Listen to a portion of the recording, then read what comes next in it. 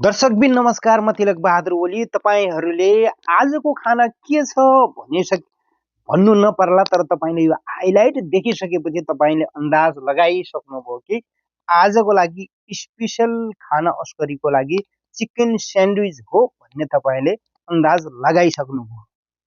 र त्यसैले मैले पनि तपाईहरु समक्ष यो कसरी बन्छ, यो प्रक्रिया कसरी हो, के हो भन्ने पनि हुन सक्छ। र मैले थोरै धेरै कुराहरू पनि त्यति समेट्न नसके पनि मैले यहाँ तपाईहरु समक्ष ल्याएकै छु। र कसरी बन्छ, के भन्छ भन्ने विषयमा त्यति जानकारी त छैन। मैले आफूले गरेको काम यो प्याकेजिङ सम्बन्धी हो खास गरी मैले, र त्यही कारणले गर्दा पनि यसरी तातोमा राखिने रहेछ, यसरी पेपरमा लपेटिने रहेछ, यसरी काट्यो, प्लेटमा हाल्यो, अनि यो पार्सल बक्समा हाल्यो। यो धेरै छन्, तर धेरै दुःख हुन्छ यसमाथि। त्यही भएको कारणले गर्दा मैले यो भिडियो बनाउनुको अर्थ कुनै एउटा आफूले काम गरेको एउटा सम्झना मात्रै होस् भन्नेको कारणले गर्दा मैले बनाएको हुँ। किनकि यहाँ यसरी पार्सलमा राखिएको छ र तपाईहरुले पनि यो देख्न सक्नुहुन्छ, यति मजाले देखिएको छ।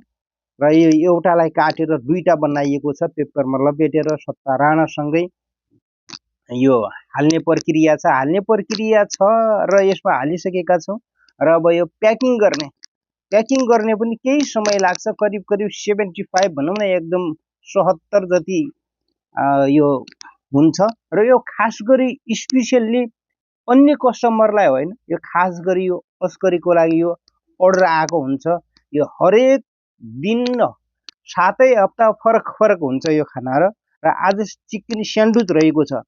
यो एकदमै त्यति साह्रो महँगो त छैन, तर लाइनमा यसलाई करिब 12 रियाल जति लिन्छन्, कतै 15 जस्तै लिन्छन्। यो हाम्रोमा त्यति धेरै महँगो छैन, अलि सस्तै छ। तर खास गरी स्पेशली अस्करीको भएको कारणले गर्दा पनि त्यति हामी यो बिक्री गर्दैनौं। र बिक्री गरेपछि यता 10 रियाल हो यसमा।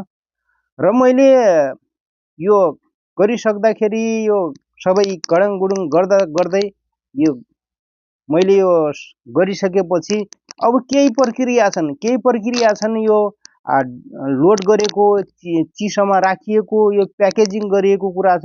यो प्याकेजिङ गरिएको कुरालाई यसमा आज विशेष गरी सलाद रहेको छ, र यसमा स्याउ रहेको छन्, र पेप्सी, पानी सबै प्रक्रिया छ। योमा प्याकिङ गरेर राखिएको थियो। यो प्याकिङ गरेर राखिएको कुरालाई र मैले यहाँ देखाइराखेको छु। र त्यति राम्रो भिडियो त छैन, तर पनि यो भिडियो तयार पार्न धेरै समय मैले खर्चिएको छु। र यदि तपाई पनि यो भिडियो हेर्दै हुनुहुन्छ भने मेरो भिडियोलाई छोटो मिठो एउटा लाइक गरिदिनु होला, कमेन्ट गरिदिनु होला भन्ने मेरो आशा छ। किनकि यो भिडियो तयार पार्दा धेरै समस्या, धेरै दुःख, धेरै कष्ट, मेहनत, परिश्रम छ। तर लाग्छ भिडियो बनाउँदा त यति सजिलो छैन भन्ने जस्तो लाग्छ, तर साह्रै समस्या यो। तपाईहरुलाई यो प्रक्रिया देखाइराखेको छु। यो यसरी बन्छ, यो यसरी लपेटिन्छ, यसरी राखिन्छ भन्ने कुरा एउटा मनोरञ्जनको लागि मात्रै हो। यो कतै अब म ठुलै मान्छे बन्नको लागि, अब ठुलै एउटा उद्री बन्न लागि मैले कुनै त्यस्तो बनाएको पनि होइन। एउटा रमाइलो होस् भन्नाले।